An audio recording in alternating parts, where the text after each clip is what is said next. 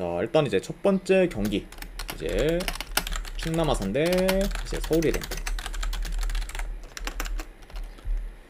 자, 일단 뭐 최근 라인업과 비교했을 때 양팀 다 지금 뭐 큰 결장자가 없습니다.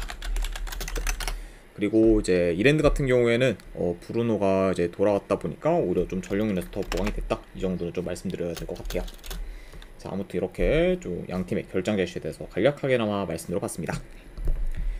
자, 일단 이제 아산 같은 경우에는 최근 페이스가 굉장히 좋아요. 일단 뭐 경남에 이어 성남 상대로도 4대0 대승을 거두며 좀 최상의 기량을 보여주고 있고, 특히 최근 지금 주닝요가 이제 득점뿐만 아니라 어시스트까지 많이 만들며 공격에서 최상의 폼을 좀 보이고 있습니다. 네. 그러니까 확실히 좀 이제 이제 약간 좀 그런 주닝요의 좀 공격 스탯이 확 올라오다 보니까 전체적으로 좀 경기력도 우러른 그런 아산이라고 볼 수 있고, 자, 반면에 뭐 이제 이랜드 같은 경우에는 현재 좀 연패 중으로 하락세를 타고 있어요. 네. 그리고 이제 직전 경기 안산 상대로 홈에서 3대0 대패를 당하며 최악의 경기력을 보였습니다. 네.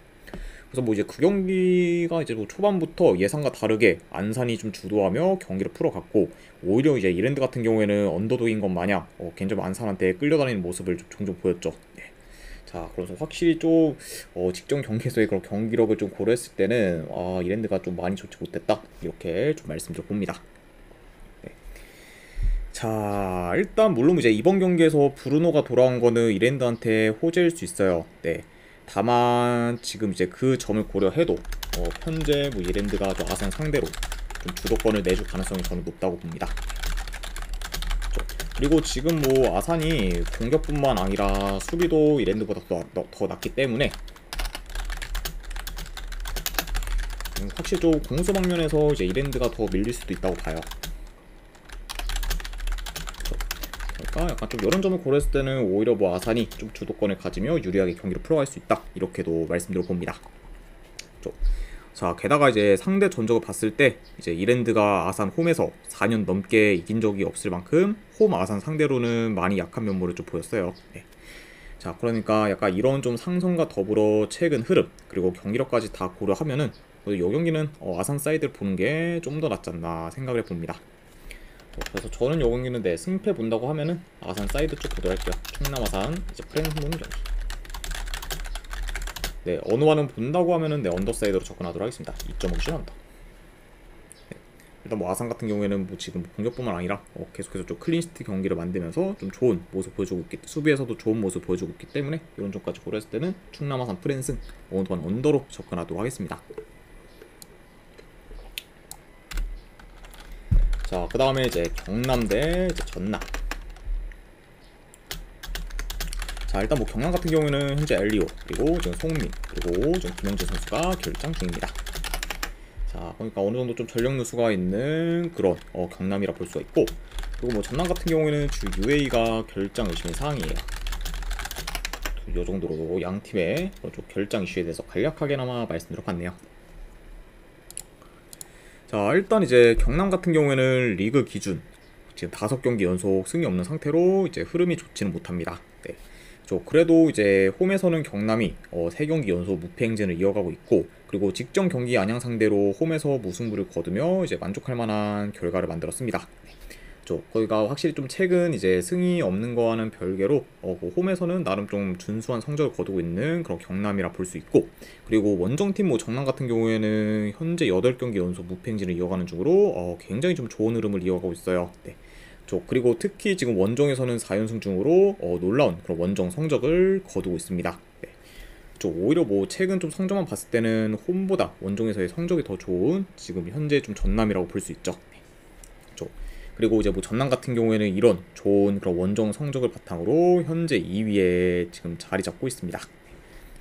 그러니까 확실히 좀 순위적인 면만 봤을 때도 이제 12위인 그런 경남과도 이제 순위 차이가 많이 나는 상황이라고 이제 좀 말씀드려 봅니다.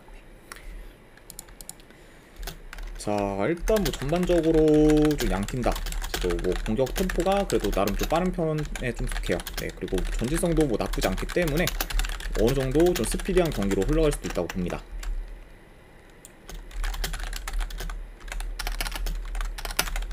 자, 그렇게 좀 볼 수 있고, 다만 지금 현재 뭐 이제 공격 그런 좀 패턴이나 좀 전개 같은 경우에는 저는 좀 전남이 더 다양하고 좋다고 봐요. 그러니까 오히려 뭐 공격에서 더 두각을 나타낼 팀은 전남이지 않을까 좀 생각을 해봅니다.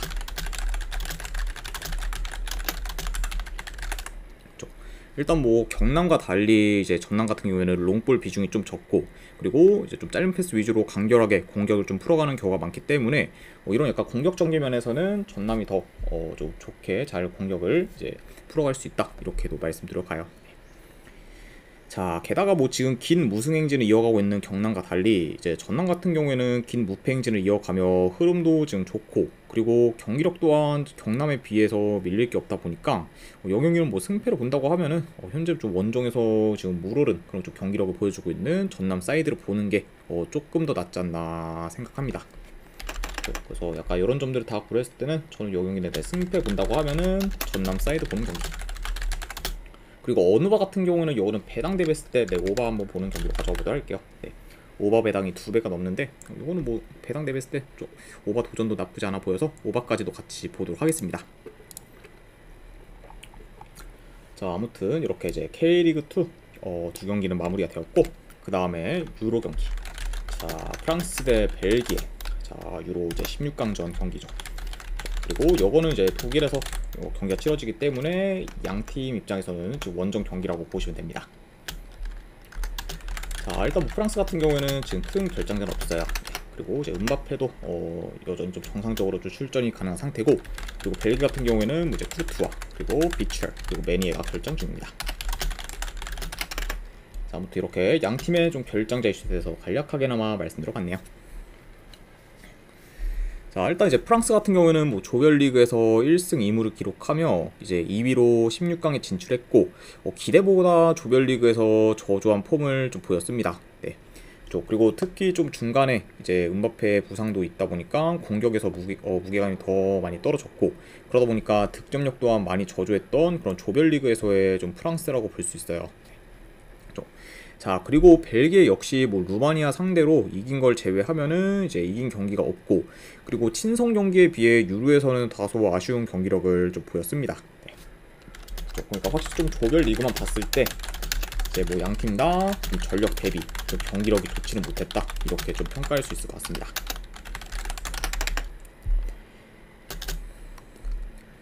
자, 일단 뭐 지금 전반적으로 두 팀 다 수비 밸런스가 좋고, 그리고 공격 흐름이 많이 정체되어 있기 때문에 어느 정도 좀 안정적으로 경기를 좀 풀어갈 수 있을 것으로 봐요. 네. 그러니까 확실히 뭐 두 팀 다 이번 경기는 또 수비에서도 굉장히 좀 치중하는 면모를 좀 보일 수 있다, 이렇게 좀 말씀드려보고, 자, 그리고 이제 벨기에 같은 경우에는 어느 정도 좀 그런 좀 득점기의 메이킹은 좀 잘 되는 편이긴 하지만 루카쿠가 말아먹은 득점 기회가 굉장히 좀 많았어요. 네, 그렇죠. 그리고 이런 약간 루카쿠의 큰 삽질로 인해서 좀 저조한 득점력에 굉장히 좀 큰 영향을 끼쳤다고도 저는 봅니다. 네, 그렇죠. 그러니까 확실히 좀 루카쿠 말고 솔직히 이제 다른 뭐 공격수가 좀 들어왔어도 훨씬 더 좀 득점력이 좀 좋았을 그런 좀 벨기에인데, 좀 그런 부분은 좀 벨기에 입장에서는 많이 좀 아쉬울 수 있었죠. 네, 그렇죠. 그리고 약간 이런 걸로 인해서 오히려 더 성적이 좀 좋게 조별리그를 마무리할 수도 있었을 텐데, 그 부분은 좀 벨기에 입장에서는 많이 좀 아쉬울 수 있다, 이렇게도 좀 말씀드려 봅니다. 자, 다만 뭐 그래도 지금 뭐 프랑스가 매번 이제 좀 이런 토너먼트만 가면은 경기력이 이제 좀 좋았던 경우가 많았고, 그리고 뭐 전체적인 밸런스나 그런 좀 포텐성, 네, 고점이라고도 봤을 때도 현재 뭐 벨기에보다는 더 높기 때문에 그래도 이번 경기는 프랑스가 좀 더 주도권을 가지며 유리하게 좀 경기를 풀어가지 않을까 생각합니다. 네. 게다가 이제 뭐 벨기에 같은 경우에는 쿠르투아, 그리고 이제 비체 등 후방에서의 좀 전력 손실도 크기 때문에 좀 더 약간 수비가 또 불안정할 팀은 누굴까 하면은 그래도 벨기에가 좀 더 불안정하지 않을까 좀 생각을 해봐요. 그렇죠. 자, 그러니까 이런 점을 좀 고려했을 때 승패를 본다고 하면은 그래도 이 경기는 내 프랑스 사이드로 접근을 하는 게 좀 더 낫지 않나 싶습니다. 그래서 저는 이 경기 내 승패 본다고 하면은 그래도 프랑스 사이드 보도록 할게요. 프랑스 승 보는 경기. 자, 그 대신에 고배당으로는 내 햄무도전. 솔직히 뭐 현재 좀 프랑스의 그런 좀 경기력을 봤을 때 벨기에 상대로 이긴다고 해도 대승까지 좀 기대하기는 많이 좀 애매하죠. 게다가 이제 16강전이다 보니까 이제 단판전인 것까지 좀 고려를 하면은 이거는 고배당으로 한번 햄무까지도 보는 경기. 네, 어느 거는 본다고 하면 언더사이드 보도록 할게요. 일단 뭐 양팀 다 수비 밸런스가 좋고 공격이 좀 침체되었다는 점까지 고려를 하면은 이건 언더사이드까지 접근하도록 하겠습니다.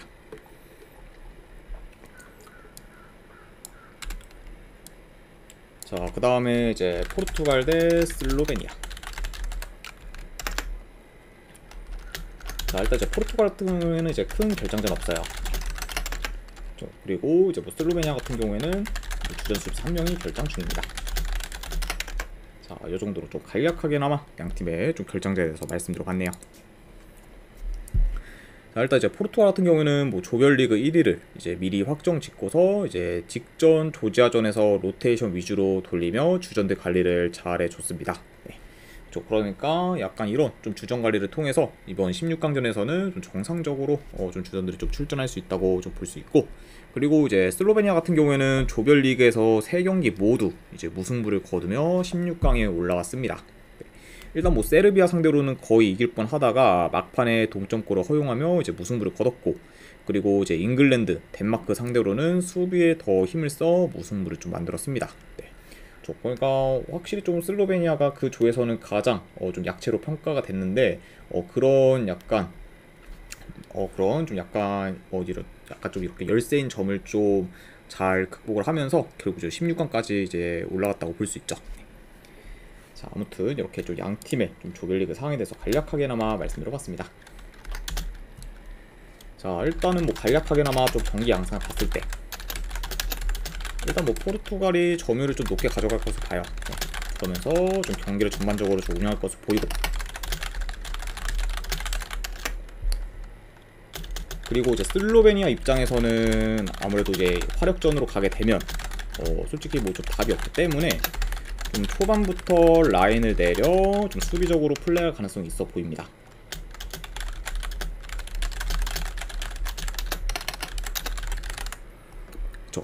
그러니까 뭐 이제 슬로베니아 같은 경우에는 아무래도 이제 화력전으로 가면은 솔직히 뭐 포르투갈의 이제 좀 화력에는 이제 못 당하기 때문에 좀 최대한 버티면서 플레이하다가 역습을 통해 좀 종종 좀 득점 기회를 만들어야 하지 않을까 좀 생각을 해봐요. 그러니까 약간 좀 이런 좀 전략을 좀 구사할 수 있는 그런 슬로베니아라고 이제 볼 수 있네요. 자, 그러다 보니까 아무래도 슬로베니아가 좀 라인을 내리며 수비적으로 플레이하게 되면은 자연스럽게 포르투갈이 슬로베니아 진영에서 볼을 소유하는 시간이 길 것으로 보고, 그리고 공격 또한 좀 잘 주도를 하면서 전체적으로 좀 유리하게 이제 풀어갈 것으로 봅니다. 아이고, 오누티자님 반갑습니다. 네. 자, 일단 뭐 이제 슬로베니아가 유로에서 좋은 결과를 만들며 이제 16강에 올라오긴 했지만 그 상대인 포르투갈과는 체급차가 많이 나고, 그리고 버티는 식으로 플레이하며 올라가기에는 현재 좀 한계가 명확하기 때문에 이번 경기는 그래도 포르투갈이 이제 좀 전력이나 좀 경기력 면에서의 우위를 좀 잘 살려 좀 8강에 올라갈 가능성이 더 높지 않을까 생각을 해봅니다. 그러니까 이런 점을 좀 고려했을 때는 저는 승패를 본다고 하면은 포르투갈 사이드 보도록 할게요. 분석 결과를 했을 때. 그리고 어느 반은 본다고 하면은 언더사이드 보도록 하겠습니다. 2.5 정도. 자, 아무튼 이렇게 이제 유로도 2경기는 다 마무리가 되었네요. 자, 그 다음에 이제 다음날 아침에 있을 코파 아메리카 2경기 중에 이제 미국 대 지금 우루과이. 자, 일단 이제 미국 같은 경우에는 주전 윙어인 이제 웨아가 퇴장으로 인해 결장 중입니다. 사실 이제 직접 이제 파나마전에서 좀 전반 초반부터 좀 퇴장을 당하면서 결국 이번 경기에도 이제 좀 결장을 하게 된 그런 좀 웨아라고 볼 수가 있고, 반면에 뭐 우루과이 같은 경우에는 지금 큰 결장자는 없습니다. 이렇게 좀 양 팀의 결장자 이슈에 대해서 간략하게나마 말씀드려봤네요. 자, 일단 이제 미국 같은 경우에는 직전 경기 이제 전반 초반에 웨아가 퇴장을 당하며 이제 수적 열세에 놓였고, 결국 그런 수적 열세를 극복하지 못하면서 파나마 상대로 지고 말았습니다. 네. 그래서 뭐 아직까지 미국이 지금 2위를 유지하고 있긴 하지만 3위 지금 파나마 승점이 같은 상황이에요. 네. 그러니까 확실히 좀 이번 경기에서는 이제 뭐 우루과이 상대로 이겨야 안정적으로 이제 8강에 진출할 수 있다고 이제 볼 수 있습니다. 자, 그리고 이제 우루과이 같은 경우에는 파나마, 이제 볼리비아 상대로 손쉽게 승리를 거두며 단독 1위에 올라서 있고, 이번 경기 미국한테 크게 대패하지 않는 이상 이제 1위로 무난히 8강 진출이 가능한 상황입니다. 네. 그러니까 뭐 사실상 뭐 1위 진출 1위로 약간 8강 진출이 유력한 지금 우루과이라고 볼 수 있어요. 자, 아무튼 이렇게 좀 양 팀의 상황에 대해서 간략하게나마 말씀드려봤습니다. 자, 일단 이제 이 경기와 이제 동시간대 경기를 하는 그런 좀 파나마와 그런 좀 볼리비아의 경기를 봤을 때 솔직히 지금 뭐 파나마가 볼리비아 상대로 이길 가능성이 높아 보여요. 네. 그렇죠. 그러다 보니까 이런 점을 고려했을 때는 미국 입장에서는 우루과이를 이겨야 8강 진출이 거의 확실시 된다고 봅니다. 네. 그렇죠. 아무래도 왜냐면 지금 파나마와 승점이 같다 보니까 만약에 이제 파나마가 볼리비아 상대로 이기고 그리고 미국이 우루과이 상대로 지거나 무승부를 거두면은 결국에는 이제 미국이 탈락을 하게 되죠. 그렇죠. 자, 그러다 보니까 뭐 이제 이번 경기는 우루과이보다 아무래도 미국이 더 이제 승리에 대한 동기부여가 크고 그리고 우루과이가 뭐 어느 정도 물론 뭐 힘을 그렇게 뺄 것 같진 않지만 그래도 이제 미국과 비교했을 때는 좀 더 라인업에 힘을 뺄 수도 있는 그런 경우를 좀 고려하면은 미국한테는 분명 더 유리한 요소가 있다고 봐요. 회색대주님 구독 11개월 감사합니다. 그리고 회색대주님 11개월 구독 진심으로 감사드립니다. 네. 이제 구독자 게시판에는 제가 방송 끝난 다음에 바로 이제 분석 결과표 올려드리도록 할게요. 아이고 다시 한번 12개월 구독 꾸준히 해주셔서 진심으로 감사드립니다. 그쵸.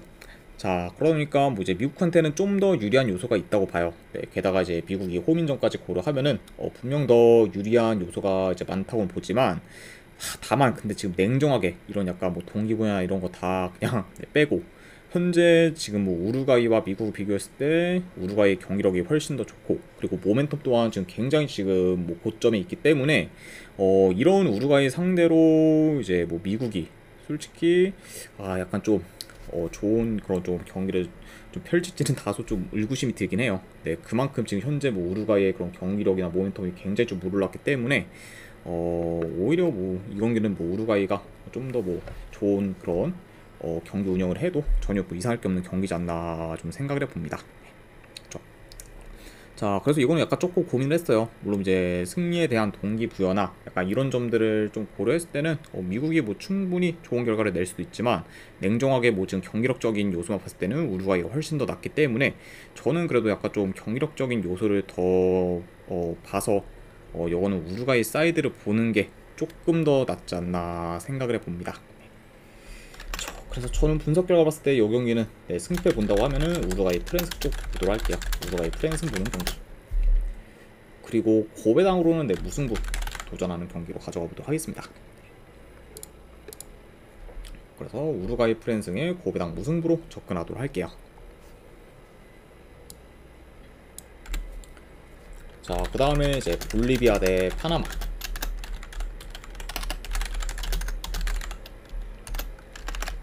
자, 일단 이제 볼리비아 같은 경우에는 지금 큰 결장자는 없습니다.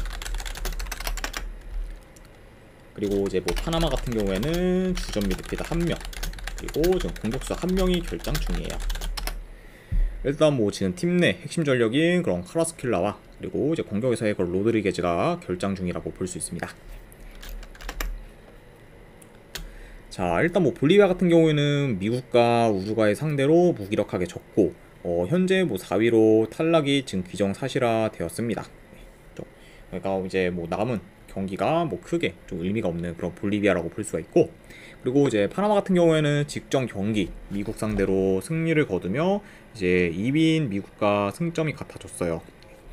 그리고 이제 아까도 말씀드렸다시피 이번 경기에서 만약 파나마가 이기고 이제 미국이 우루과이 상대로 이기지 못하면은 8강에 진출하게 됩니다. 네. 물론 근데 이 경우의 수 말고도 파나마가 진출할 수 있는 다른 경우의 수도 있긴 하지만 그래도 파나마 입장에서는 이번 경기를 이기는 게 가장 지금 진출 가능성이 높은 방법이지 않나 좀 생각을 해봅니다. 자, 물론 이제 파나마가 직전 경기 이제 미국 상대로 멀티 득점을 기록했지만 그거는 뭐 미국이 전반 초반에 좀 퇴장당하면서 이제 수적 열세에 있었기 때문에 비교적 파나마가 쉽게 공격을 풀어갈 수 있었고 그러다 보니까 이제 좀 멀티 득점을 좀 했다고 볼 수도 있어요. 네. 자, 그러니까 약간 좀 이런 점을 고려했을 때는 아직까지 좀 파나마의 공격이 살아났다 보기는 좀 어렵지 않나 좀 생각을 해봅니다. 자, 다만 뭐 근데 그럼에도 불구하고 현재 지금 뭐 볼리비아의 공수 밸런스가 이제 많이 무너진 상태고 그리고 아무래도 이제 볼리비아 같은 경우는 계속해서 원정 경기를 치르다 보니까 공수 방면에서도 크게 좀 떨어지는 모습을 좀 보이고 있기 때문에 이런 약간 볼리비아 상대로는 파나마가 주도권을 가지며 좀 경기를 유리하게 풀어가지 않을까 생각을 해봐요. 그쵸? 게다가 이제 뭐 볼리비아가 수비 뒷공간이 잘 뚫리는 점까지 고려하면은 파나마가 더 공격에서 좀 두각을 나타낼 만한 경기다, 이렇게도 말씀드려 봅니다. 자, 그러니까 이런 약간 좀 경기력적인 요소와 더불어 이제 동기부여까지 생각했을 때 이 경기는 뭐 승패를 본다고 하면은 파나마 사이드를 보는 게 조금 더 낫지 않나 생각합니다. 자, 그래서 저는 요거는 내 승패 본다고 하면은 네, 파나마 사이드 보도록 할게요. 파나마 승부는 경기. 그리고 어느바 본다고 하면 오바 사이드로 접근하도록 하겠습니다. 2.5 오바. 자, 이제 아무튼 이제 이렇게까지 해서 오늘 이제 K리그 2 그리고 유로 그리고 코파 아메리카에 대한 분석이 전부 다 마무리가 되었습니다. 자, 어느 정도 분석이 좀 괜찮다 이제 생각되시는 분들은 추천이나 즐겨찾기 한 번씩 눌러주시면 감사드리고, 그리고 궁금하신 사항 있으시면은 채팅으로 질문 주시면 바로 답변해 드리도록 하겠습니다. 자, 아무튼 이제 오늘도 끝까지 분석 방송 봐주신 분들 대단히 감사드립니다. 네, 감사합니다.